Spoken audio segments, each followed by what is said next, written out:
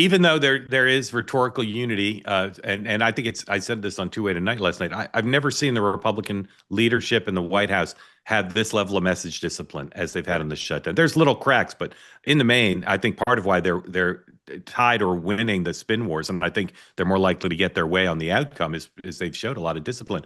However, in this news cycle, there's like 10 things where Republicans in the states and in Congress are checking the president. I'll tell you some of them.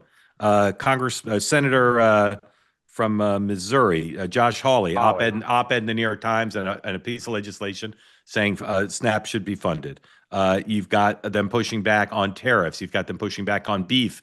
You have them pushing back on where's my list? A bunch of stuff, and then they're pushing back on redistricting in a lot of the states. They're not going to redistrict, and then Mike Johnson semi-publicly seems to have talked the president out of a third term. Now, I think the right posture is probably these are aberrations. They're the exceptions that prove the rule, and in the main, it's still Donald Trump gets almost everything he wants. But Dan, is this a trend, or are these just a series of outliers? No, I think there's small things of individual members doing their own thing for their local politics. But what you don't have is the conference standing up and saying, enough. Like the closest was the tariffs. For those who didn't see it, you mentioned Rand Paul and Tim Kaine, I think, have an event with the Peterson Institute. 5 Republicans, I think it was McConnell, Collins, Murkowski, Tillis, and Paul, voted to override the president's tariffs on Brazil. But what you don't have is like any real push. Like the vice president was on the Hill yesterday to tell the Senate to be quiet. Like keep your stuff inside the tent. Don't really go too public. Don't put any actual bills forward.